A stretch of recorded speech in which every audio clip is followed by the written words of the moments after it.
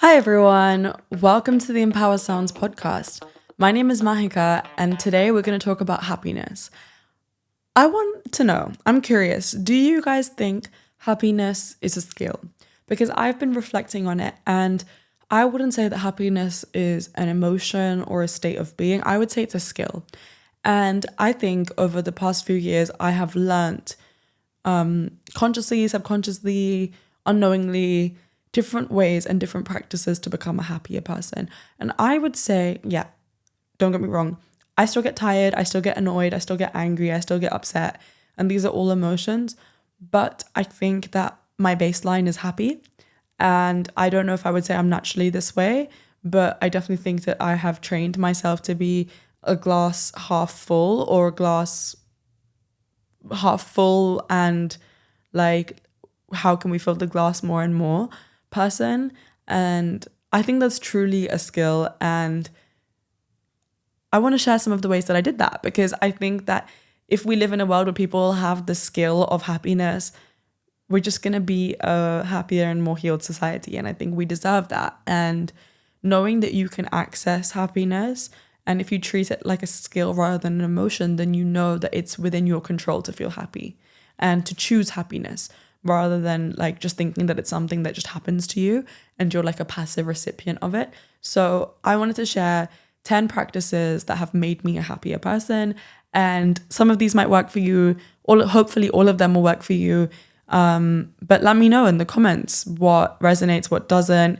If you have any practices on how to become a happier person, let me know, because listen, I don't think that there is a limit on happiness. And I think that we should all strive to be happier people. So I keep saying the word happy. I can't think of any of the synonyms. If you have any advice, please comment and let me know what your favorite tip is. Let's get started. So my first tip is appreciating my people.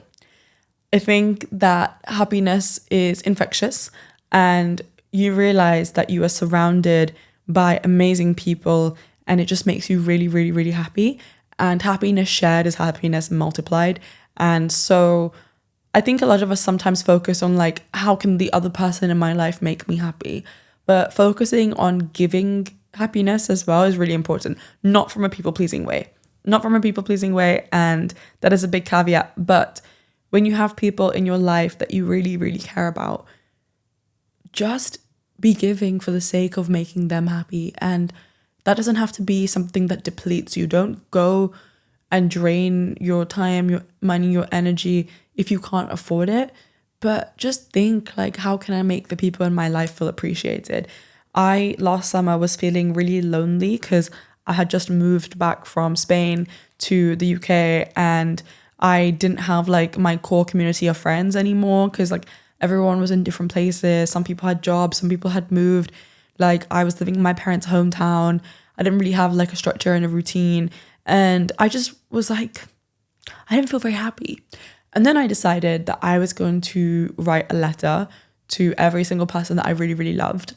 And I decided to just get some paper and write a letter out for like all of my childhood friends, like my family members, and just send them by post. It was so cheap and it didn't cost me a lot of time either.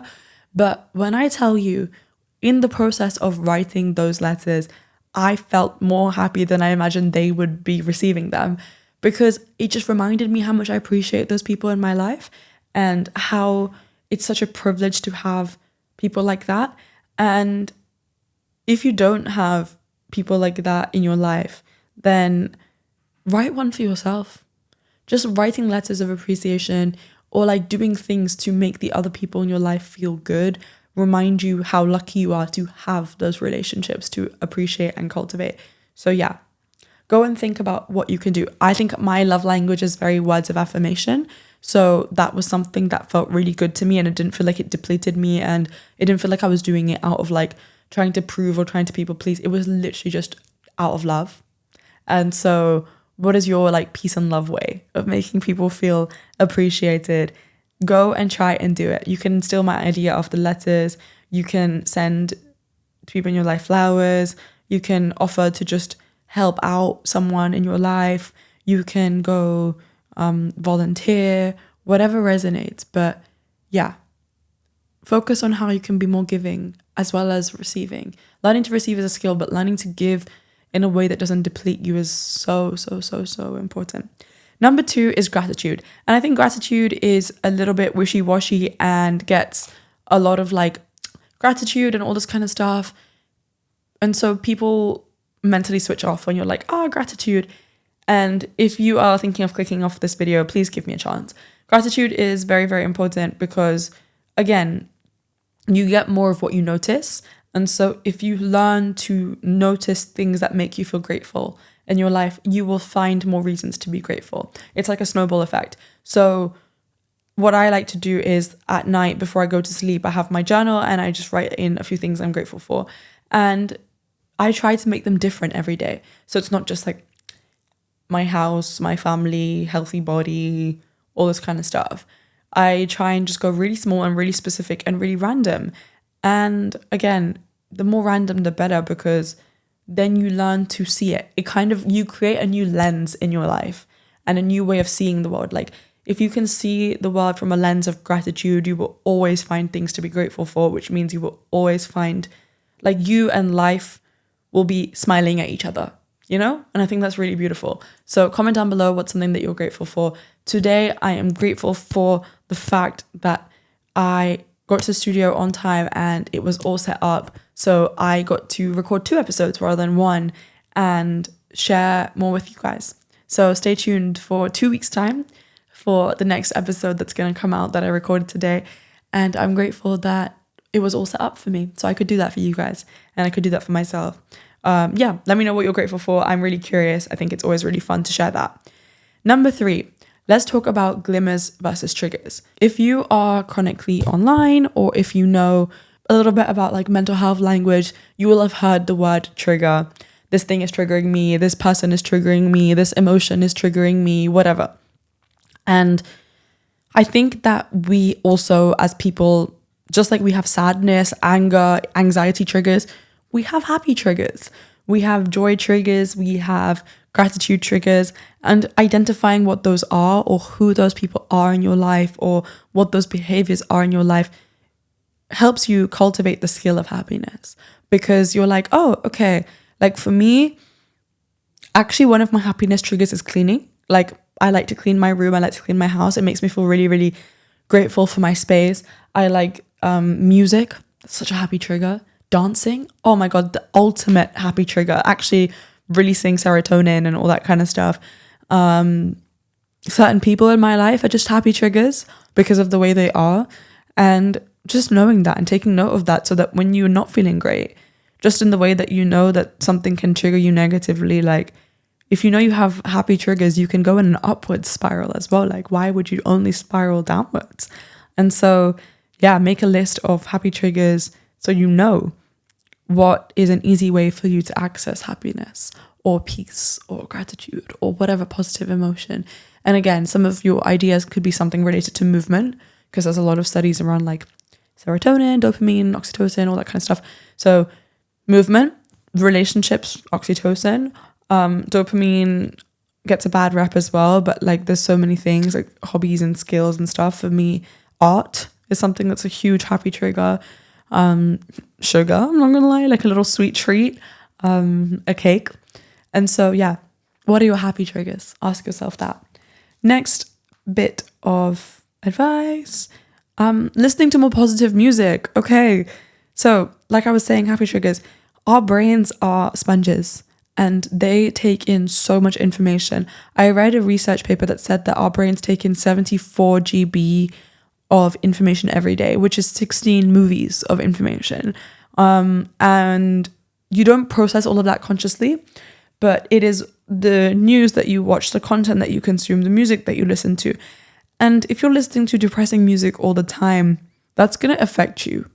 And I know there's some people who are like, oh, but sad music makes me happy. And I'm not saying cut out sad music from your life, but it's kind of like a diet, a physical diet with food and stuff. You are what you consume. And so if you're constantly consuming like one flavor of music or one sad genre of music, that's like not healthy for you.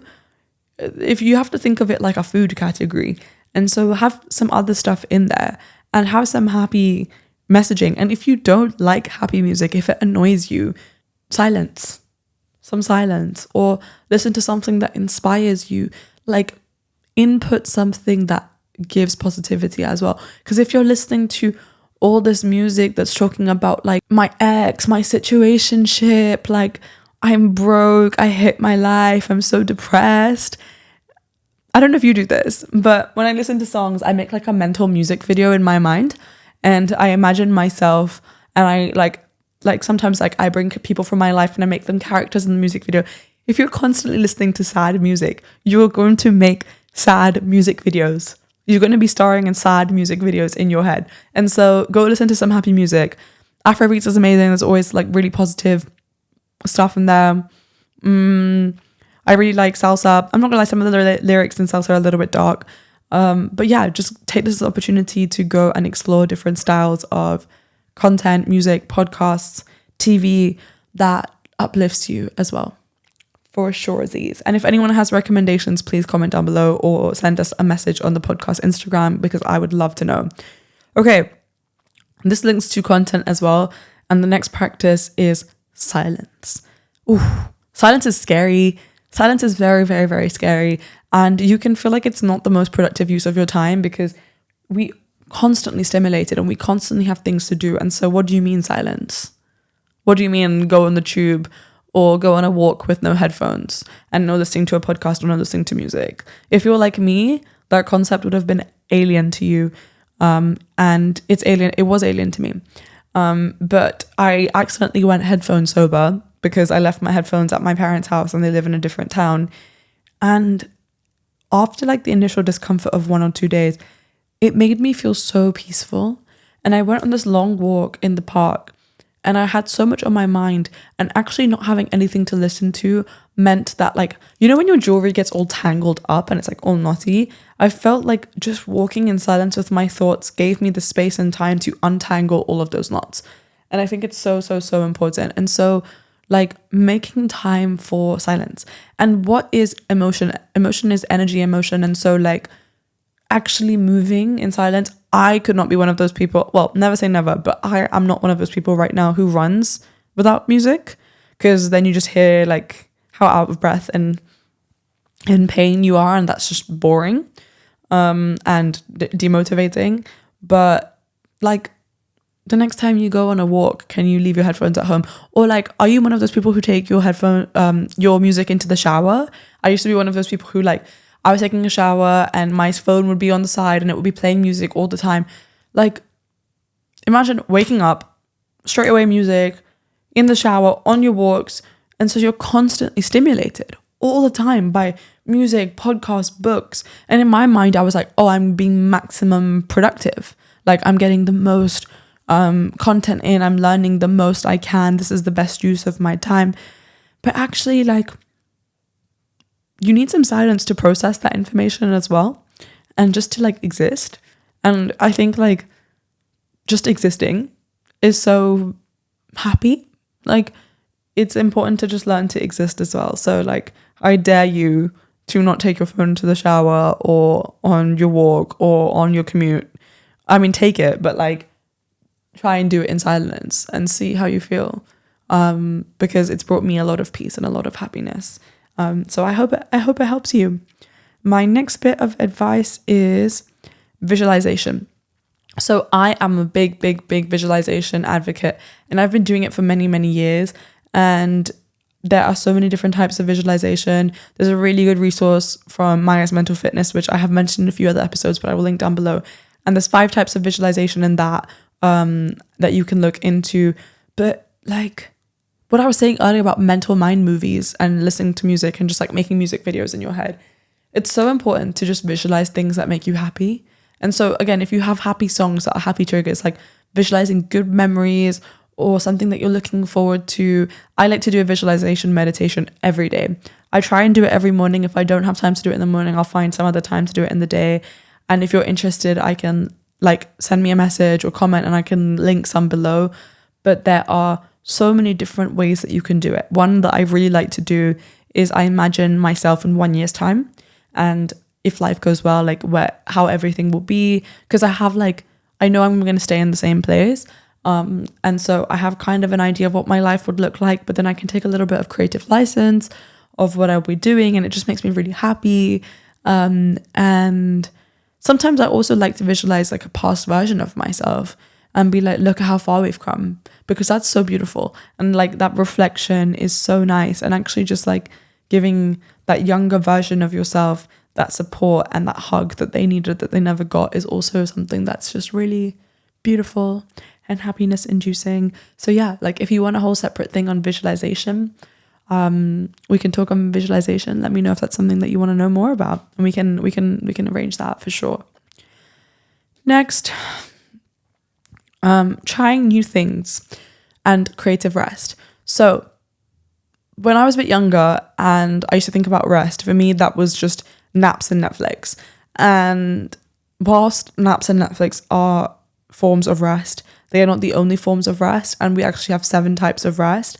And for me, the most important type of rest is creative rest, and just making stuff for the sake of making stuff, and creation for creation rather than creation for validation.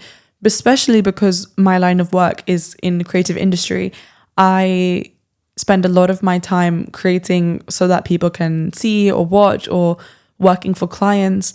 And so learning just to create for like the process of enjoying to make something is so healing, and it's so happiness inducing. And for me, that's painting, because I'm never going to be a painter. I don't aspire to be a painter. I just do it to switch off my brain and just to make something, and it makes me feel so happy. But also like dance, I don't aspire to be a dancer. It just makes me happy. It's like a good dance. I do a lot of salsa. A good salsa dance is like flying. It feels like flying.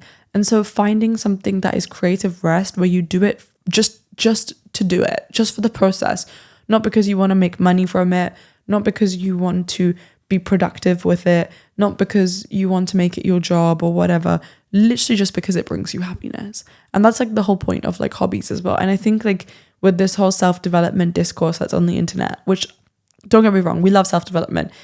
A lot of people make their hobbies into like personal development things, and like link it to exercise and working out and reading, and you read self-help books. And I'm definitely one of those people. Like, I love it. But are you doing anything in your life just for enjoyment? And if you're not, then like schedule it in, because fun is a secret source to a happy, healthy, and successful life. I am telling you now. Go make time for creative rest, and look into the other types of rest, because there is emotional, spiritual. I will write them down in the description. But there's like 7 different types, and learning on how to balance them and what's important for you, because naps and Netflix are not going to cut it. And if you're constantly tired all the time and you don't know why, it's probably because you don't have enough of the other types of rest in your life. And so looking into that and trying to balance that out, and knowing like you will need some of them more than others. Like, I don't think you need all 7 equally. It depends on the kind of person you are. Like, for me, creative rest is just so important. So I make time for it like as much as possible. But maybe it's not something that you find restful. And so maybe you need a little bit more emotional rest or spiritual rest or whatever. So look into it and see, how can I balance out all the different types of rest and bring in new types if I don't have any form of one of them in my life? It will make you happier. It will make you more peaceful, for sure. Number 7, taking care of your environment. Your environment is a reflection of your mind. And I'm one of those people who used to always have like the most messy bedroom. And don't get me wrong, when I'm getting ready to go somewhere, I don't want to talk about my room. It's super messy. Or like, I've seen these things where they say like someone's hands or nails are like, especially if you're a girly pop and you do your nails, is a perception of how you're feeling, and like the way that you dress and all the stuff, like your environment. And so taking care of your environment and just letting it feel like it doesn't have to be clean and organized. If that doesn't resonate with you, that doesn't have to be like, no one is telling you to go tidy your room. Like, you don't have to do that. I'm not saying go do that. I'm not saying it's going to make you a happier person, but I'm saying that you need to find comfort and support in your environment. And for me, comfort and support comes from like organization and a little bit of cleanliness. Like, it's organized chaos. It's not like if you walk into my room, you're not going to be like, oh my God, she's a neat freak. but there is like a system. Maybe it's just a system for me, but there is a system. And same with like my work and my Notion and my digital environment, physical environment, all of this stuff. And then also with friends, like just doing energy audits. This is something I do every week. I sit down, I make a cup of tea, and I ask myself, who, what gave me energy, who, what took my energy, and what is neutral. And this is not about good or bad. This is not about villainizing people or making them good or bad. It's just about, there are some things that will naturally give you energy, and there's some things that will naturally drain your energy. And it's just about knowing like what is what. Because if you're in a phase, like if you're a woman and you have a menstrual cycle and you're in luteal phase and you're just doing draining things all the time, you are going to feel so bad. You're going to feel so drained. You're going to feel so tired and just so ratty and torn, like worn down. And so save those energy draining things for times where you actually can afford it. And if you have lots of neutral things in your life, like maybe if you're in a really busy time of your life, like you can deprioritize them. And again, it's not about good or bad. It's not about making something like, is someone a good person or a bad person? Like sometimes it just takes a little bit more effort to communicate with someone or to connect with someone, and that's okay. And something that's an energy giver at some point in your life might not be an energy giver at another point in your life, and that's okay. And just being mindful of that and managing your energy is so important, so important. So do an energy audit this week and let me know if it opens your eyes a little bit. Next, scheduling in rest and buffer time. So this links to what I was saying around silence, but like if you're constantly and chronically busy, I'm a very busy person, and there have been times in my life where life has just slowed down because of something. Like, for example, right now I have to move back to my hometown for around 2 months because of a family situation, and my hometown is a much slower pace of life. And initially that was like very like, what am I going to do? I'm so used to constantly being busy and running from place to place, but that's draining. And while it's exciting, over time, it can lead to burnout, and it usually does.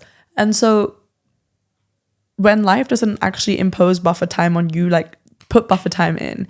And when you make a really, really long to-do list, have some buffer time to get them done. And rather than doing to-do lists, I still do to-do lists, but allocating time in your calendar to certain tasks means that you're not going to set like unrealistic levels of work and expectation on yourself, but also schedule in buffer time.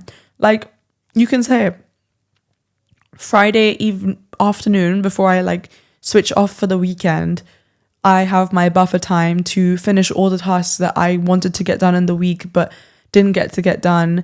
And yeah, honor that. Like it's okay. And that means that if you have a really busy day and you didn't get to finish something, it's okay. You know, you have your buffer time to catch up. So yeah, make sure that you create some buffer time. And maybe you can't do that every week, but when you can, put it in, because it will make you less rushed. And rushing through life is just a recipe for stress and disaster. So buffer time allows you to slow down and to be more present, which is very, very important. Okay, my last bit of advice. This is all about waking up and expecting that good things are going to happen for you, and that every day is going to be a good day. And yeah, okay, like not every day is a good day, but there's good in every day. And that's a really cheesy quote, but it's true. And so like, how can you bring in little happy triggers, like I said earlier, into your life? I have an alarm. It's a bit ridiculous, but it's this like wake up affirmation rap thing. And it literally starts with like, I wake up every day and I feel good. I wake up every day and I feel good. And it's like really nice. And then now I have like a whole ritual around getting ready and getting dressed and like dressing as if like something good and a good opportunity is going to happen. And I see the difference on the days that I do that. The days where I don't like bring like a little bit of like rituals or something around like how I'm expecting the day to go. If I wake up and I expect the day to just be a day, it's usually an day. But if I wake up and I expect the day, like expect puts pressure on it. But if I wake up with the intention of it being a good day, there's usually like a good moment in the day at least. And like today, for example, I had a really lovely day so far. It's only the afternoon, but like I had a call with my incubator and it was a really lovely call. And then I knew I was going to come to studio, and studio days are my favorite because I know I'm going to be on camera. So I dress up really nice, and I listen to my music on the way, and the studio is so beautiful. And so I romanticize it. And then afterwards, like if I'm going to go edit, I go choose a cute coffee shop to go edit in. And just, again, moving through your life with the expectation that things are going to work out for you. And if they don't work out, then you're not at the end. Like, you're going to get a happy ending. And if it's not a happy ending, you're not at the end. I promise you. And so just intending to be happy as well. Because like I said at the start, happiness is a choice. And so I hope this helped. I hope this gave you a little bit more into the insight on the skill of happiness. It's not something that I have mastered, but it's something that I try and cultivate every day. And I really, really, really hope that this was something that you found fun. And let me know what your happiness practices are, because I'd love to add some into my life and my routine. And let me know what else you want to see. And we'll be back next week with another interview on the podcast. Bye, guys.